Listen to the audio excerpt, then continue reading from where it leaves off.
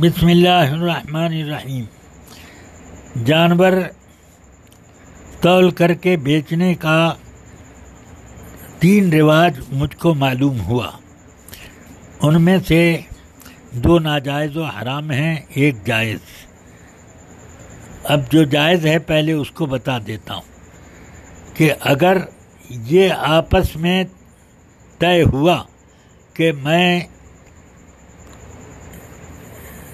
مثلاً 400 روپیہ کلو کے حساب سے خرید لوں گا، تم اس کا پورا وزن کر کے مجھے بتاؤ کتنا ہوا۔ پھر اس کے بعد اس نے کہا کہ ٹھیک ہے میں اتنے میں خریدتا ہوں، اور اس نے بیچ دیا، تب یہ بیع بالکل جائز ہے۔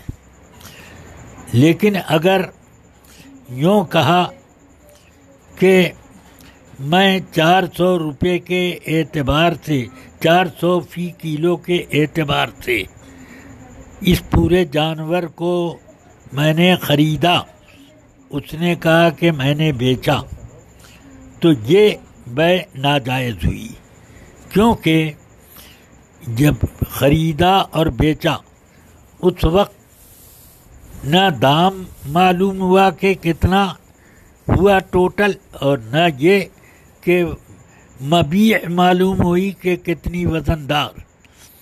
اب بعد میں وہ وزن کر رہے ہیں اور ٹوٹل کر کے اب دام لین دین کر رہے ہیں، تو یہ بیع مجہول ان مجہول ہوئی ہے، اس وجہ سے یہ ناجائز۔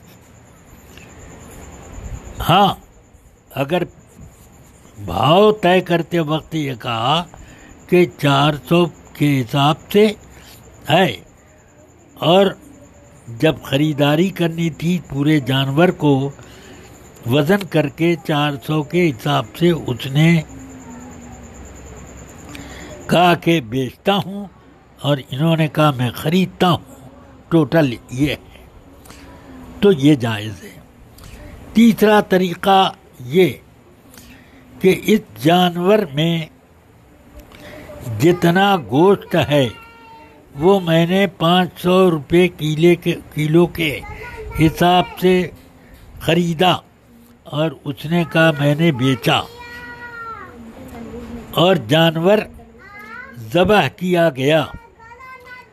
اب اس میں مثلاً 10 کلو گوشت نکلا، تو اب 5000 اس کا دام اس نے لگایا، بیع پہلے ہو چکی، وہ بیع مجہول، ناجائز و حرام، نہیں معلوم کہ کتنا گوشت نکلے گا اور ٹوٹل کتنا پیسہ ہوگا، اور جانور ذبح کر دیا گیا۔ اب بعد میں معلوم ہو رہا ہے بیع ہونے کے بعد اتنا روپیہ یہ ہوا اور اتنا گوشت ہوا، تو یہ بیع ناجائز و حرام ہے، اس بیع کو فسخ کرنا ضروری ہے۔ بس واللہ تعالی اعلم بالصواب۔